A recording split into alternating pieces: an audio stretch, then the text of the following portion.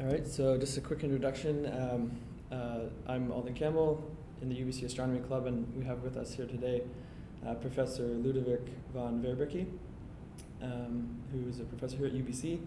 And just a quick bio on him. He completed his Master of Science in Theoretical Physics in 1992 in Paris, France. He then went on to obtain his PhD in Astrophysics in 1997 from Toulouse, France.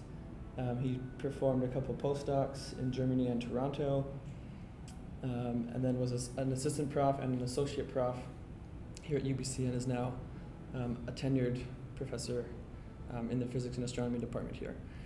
So we're just going to go over some questions related to some of his research in the past decade about? Yeah, 15 years. 15 years, so quite the expert on this topic. So we're going to be talking about gravitational lensing, at least to begin with. And so let's just start with what gravitational lensing is, a general definition of gravitational lensing. Yeah, so historically, gravitational lensing is an effect which was predicted by Albert Einstein in 1916, something like that, around that time. And the simplest way of describing it is probably to take an analogy. Imagine you are looking at a landscape or something through a very bad quality piece of glass, very bad quality window. So you'll see the landscape blurred and you won't see the details very much, but also the shape of the objects will be changed, right? So the flat lines or straight lines will be like curved or something like that. So that's really what gravitational lensing is about.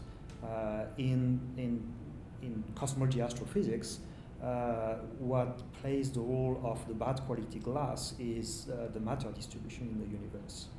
And the matter distribution, it's massive, so it's the presence of mass distort the shape of space-time around it.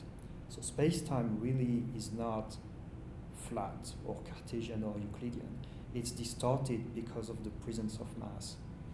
And that distortion causes light coming from very, very distant galaxies to follow a non-straight line. And what we see as the line is reaching, the light coming from distant galaxies is reaching us. The light is coming from perturbed space-time trajectories. And the consequence of that is the shape of those very distant objects is deformed, is changed. So that's the gravitational lensing effect. If you have, say, an intrinsically circular distant galaxy, gravitational lensing will make this not look circular at all. Okay, thank you. So for anyone just observing pictures of galaxies, online or on some sort of NASA website, a common thing that you'll see is what's called an Einstein Ring, or some sort of the ringing effect. Is that typical for identifying gravitational lensing, or how common does that happen?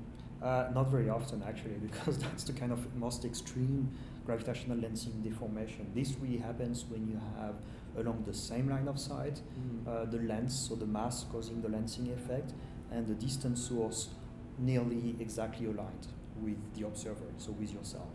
Yes. And what that happens, light coming from the distant galaxy is traveling towards us and gets bent because of the space-time distortion around the lens, and it's reaching us, the observer, and what we see is a ring. Instead of seeing, we don't see the source as it is without lensing, we see the lensed version of the source, and it looks like a ring, a perfectly circular ring, if the mass distribution in the lens is perfectly circular. That's the Einstein ring, and that happens really only when the source and the lens are perfectly aligned, and when the mass distribution in the lens is perfectly circular, which is very rare. Which is very rare. Okay, so we can probably go into two different categories of lensing, though. There's kind of the large-scale lensing, which is probably easier to detect, and then what's called microlensing. What are the differences between, I'll call it macrolensing and microlensing, and how do you detect both? Or what are the differences of detection for both? So microlensing, which is the small one, is a gravitational lensing effect we see when the lens is super tiny, super small. So they are effectively both the same thing, same effect, light traveling through distorted space-time. But when the lens mass and size is really small, you won't see that deformation I mentioned before. What you'll see is another effect, which is also predicted by gravitational lensing, is a change of the brightness of the object. So when you have a microlensing effect, for instance, that happens if you have a very distant star passing behind a very small, compact, dark lens. The light from the distant star is lensed, gravitational lensing effect. But you won't see the deformation because the lens is small, the star has no size as well. But what you see is a change in the brightness of the star. Because suddenly you will have more, because of the lensing effect, you have more light converging towards the observer, Right. coming from the star. So this is something you can observe, the change in brightness. And depending on the relative velocity between the source and the lens, the change in brightness could be fast or slow. And you can really use that to infer the mass of the lens that's causing it. And microlensing, so the large-scale effect, is the same effect happening when the mass distribution in the lens is not small, when it's big. So when the lens is, for instance, a galaxy or a group of galaxies, or even bigger, like a cluster of galaxies, the lens on the sky is really quite big, right? Mm-hmm. And you have lensing effect affecting the light coming from all the galaxies behind. And so it's affecting all the objects behind, and this is, to some extent, yes, easier to measure. At least statistically, it's easier to measure. In both cases, you get some information about the mass of the lens causing it, and also its physical extension. Thank you. So we understand that we can use this information to calculate or to measure the mass of those lenses, and we can add up all these different masses and combine it with other measurements that we've made of masses of galaxies and stars throughout the universe. And we find that doesn't really account for a lot of the observation of galaxy curves and other phenomena like this. So how does lensing help us understand the missing matter that we're not really seeing? Well, it's because we can really see it. I mean, we don't see it like you can't really take a picture of it because it does not emit any radiation by definition. But you see its gravitational effect. So, as you said, I mean, we know if you count how much mass you have, say, in a galaxy by looking at the stars in that galaxy, you come up with a number, and that number is so some amount of mass is a lot less than the total amount of mass you actually have in that galaxy. How we know about that is, one, from lensing, gravitational lensing effect. The other one is also by looking at how fast stars are moving in that galaxy. And we know since Newton discovered Newton's law, we know that the speed at which things are moving around a mass, a central mass, depends on the central mass. If the mass is higher, then the speed with which things are moving is higher as well. So by looking at how fast stars are moving in a galaxy, you can really measure the mass inside the galaxy and compare that mass to the stellar mass. And the mass you get from velocity measurement is 10 times, 20 times, 50 times more than the stellar mass. Wow. The mass you get from how fast things are moving is consistent with the mass you get from gravitational lensing, and it's a lot more than the mass you get by counting stars. Perfect. So that's the dark matter, that's the missing matter that we've known for now quite a while, a few decades, 70, 80 years. We've known that it's there. That's actually quite remarkable that we can measure that the effect of gravitational lensing, the mass we measure from that matches the mass that we can infer from the rotation curves. But we also know that almost 70% of matter out there, or things that we don't really know that are causing, for example, the acceleration expansion of the universe, is what's called dark energy. So does gravitational lensing help us understand or put a thumb on a definition or some sort of characteristic of dark energy? Indirectly, yes. So dark energy is a big mystery. We know it's there. We know it's there because we've measured the accelerated expansion of the universe about 15 years ago, so 1998. This is by looking at how supernova dim as a function of distance in the universe. So you can really measure the expansion rate of the universe as a function of distance. And that measurement really led to a clear evidence that the expansion rate is accelerating since about 1 billion years to 1 to 2 billion years ago. So it's not directly affecting the gravitational lensing effect we measure from distant galaxies, but it does in a sort of indirect way, because with an accelerated expansion, in fact, you have to really rethink the age of the universe and the time elapsed between, say, two specific periods of the universe as being different. In fact, the universe had more time to do things. And the universe, because of this dark energy, had more time to let clusters form, for instance, clusters of galaxies form. So we see, by looking at gravitational lensing, we don't really measure directly the dark energy, but what we measure is the degree of collapse dark matter has gone through over the ages since the beginning of the universe. So we see like, oh, at such distance we have so many clusters formed, and that other distance we have, another measurement of cluster formation and so on and so forth. So by really building the history of clusters of galaxies reconstruction, you can have an indirect measurement of dark energy as well. And what we get from lensing is also consistent with what we got from supernovae measurement in 1998. So lensing really helps as well, not in a direct way, but it helps.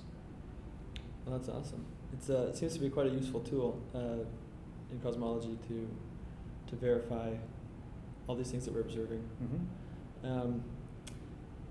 So maybe to change the subject a little bit, gravitational lensing is a great tool, and you've researched it for 15 years.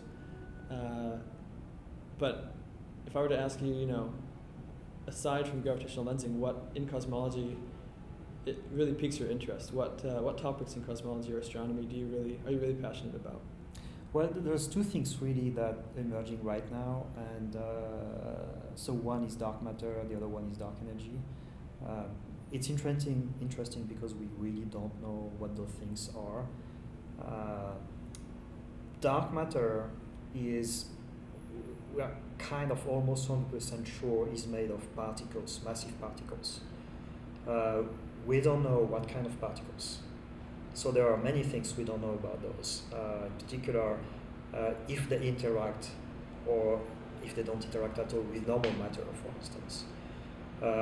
Answering this question is very important, because if those dark matter particles interact with matter, it means there is a connection between the ordinary matter we know, protons, neutrons, electrons, all the usual stuff, and this mysterious component dark matter. And how they are connected is certainly telling us about fundamental physics and how nature works at the most fundamental level. So that's one thing, one of the two big questions. And we could take a bet right now, but I'm pretty sure, so there is a bunch of experiments going on at the moment trying to detect dark matter particles directly. This is really hard because those particles, if they interact with normal matter, ordinary matter, the interaction rate is really, really, really, really small, really low.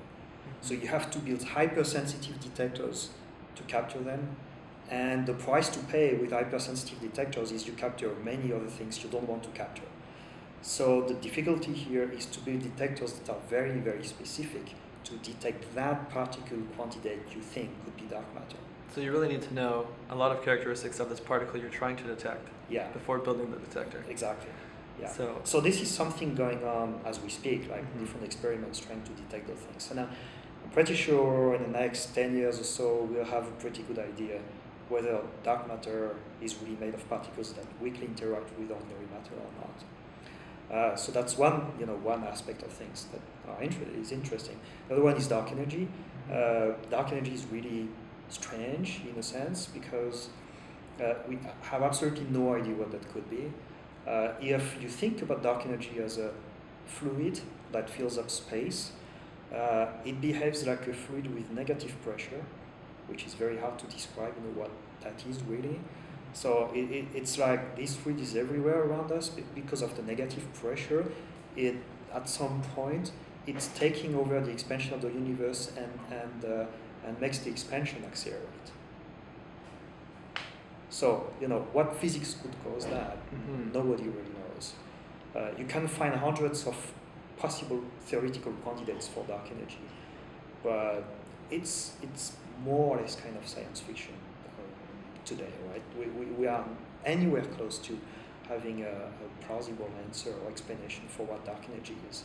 What most cosmologists think, though, is that dark energy is related in one way or another to fundamental physics again, especially what's going on deep down below the size of fundamental particles, elementary particles, down to the level of maybe vacuum fluctuations, talking about quantum physics. So it could be that there is a connection there that we haven't really understood yet. So this is really an open question. And those two things, dark matter, dark energy, somehow kind of work hand in hand, those two questions. And that's the comic-up challenge is really. That certainly would be a challenge. Something that confuses me a little bit is that, dark matter interacts gravitationally, whereas dark energy, which actually makes up the majority of what makes up the universe that we know of, doesn't interact gravitationally, but yet it's still causing this exponential expansion. Yes. And so it's a huge mystery. Yeah, it's a huge mystery. It's not massive. That would, if it were massive, it would interact gravitationally with everything else, and it doesn't. So it's mostly like a radiation, but it's not a regular radiation, because regular radiation would have a positive pressure. Right. So it's more like a radiative fluid which has a negative pressure. So it's unlike anything we know. It's like you have a box of dark energy and you increase the box size, and you would think the energy density decreases because the energy inside the box remains constant, but the volume of the box changes. But with dark energy, it's not what's happening. The energy density remains constant. So you have more energy, and the volume is bigger. The energy density stays the same. And it keeps going, and when you reach very large volumes, at some point you have such huge amount of energy that it impacts the expansion rate of the universe. That's exactly what's happening. So early in the history of the universe, when the universe was a lot smaller, the box was a lot smaller, the amount of energy caused by dark energy was fairly small. In fact, there's no trace of dark energy in the very, very early universe. But it's only now that it's taking over, and we see its effect, obvious effect. That's really fascinating and humbling at the same time. Thanks very much for your time and for your expertise on the subject of lensing and cosmology as a whole. Once again, this is Professor Ludovic Van Waerbeke from the University of British Columbia, Department of Physics and Astronomy. Thanks again for your time. Thanks, bye-bye.